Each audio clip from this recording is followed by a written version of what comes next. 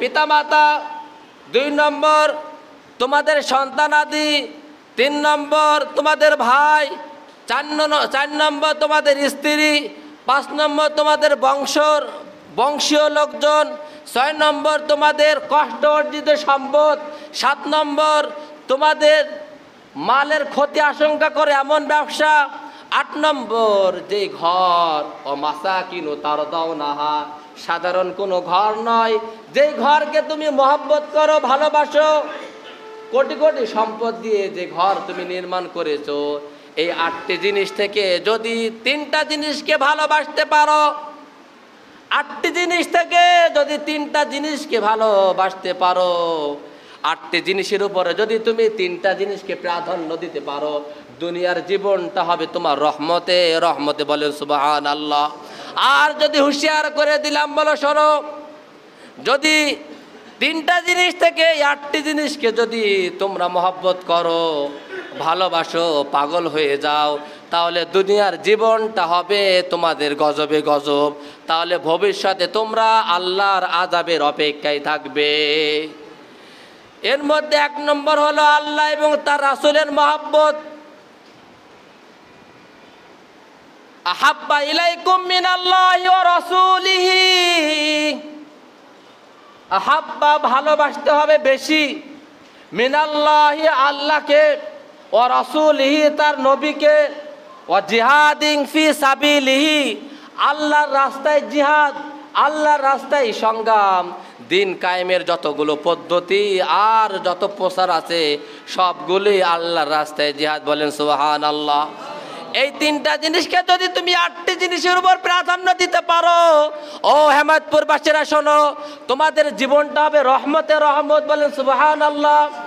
আর যদি তুমি এই 8টা জিনিসকে আল্লাহ এবং তার রাসূল এবং জিহাদের থেকে বেশি ভালোবাসো, তাহলে আল্লাহ রাব্বুল আলামিন বলতেছেন, ফাতারাব্বাসু, অপেক্ষা করো, ও নামাজি অপেক্ষা করো, ও হজকারী অপেক্ষা করো, ও সদকাকারী অপেক্ষা করো। দুনিয়াতে তোমার সব ভালো লাগে, নামাজ ভালো লাগে, যে নামাজের কথা 84 জায়গায় আসছে, নামাজ তো সবার কাছে ভালো লাগে, কিন্তু এই জিহাদের কথা 484 জায়গায় আসছে, 484 জায়গায় আসছে জিহাদের কথা। আজকে জিহাদের কথা বললে আমাদেরকে মৌলবাদ বলা হয়, জিহাদের কথা বললে জঙ্গিবাদ বলা হয়। বিগত সরকারের আমলে দেখেছি জিহাদের কথা বললে কোরআন শরীফকে বলা হয় জিহাদের কিতাব, বলেন নাউজুবিল্লাহ। কোরআন শরীফ হাতে দিয়ে বলে জিহাদের কিতাব। এই কোরআন শরীফের মধ্যে 484 জায়গায় জিহাদ শব্দ আসছে, তখন আপনার ভালো লাগে না। কিন্তু জিহাদের বই দিয়ে আলেম ওলামাদেরকে বিভিন্নভাবে তাদেরকে হয়রানি করা হয়েছে বিগত বছরগুলোতে। এই জমিনে আমরা দেখতে চাই না, এই জমিনে আর কোনো আলেম ওলামার হয়রানি আমরা দেখতে চাই না, ঠিক কিনা বলেন? এই জমিন চাই মুসলমানরা ঐক্যবদ্ধভাবে কাঁধে কাঁধ মিলিয়ে, হানাফি বলেন, শাফি বলেন, মালিকি বলেন, যে গ্রুপই হোক না কেন, সবাই একইভাবে একই কালেমার লোক কাঁধে কাঁধ মিলিয়ে যেন সালাত আদায় করতে পারে, সে তৌফিক দান করেন, বলে আমিন। আল্লাহ রাব্বুল আলামিন আমাদের সকলকে জিহাদকে মহব্বত করা তৌফিক দান করেন, জিহাদের জন্য আমাদেরকে জান মাল ইজ্জত আবরুকে ব্যয় করা তৌফিক দান করেন।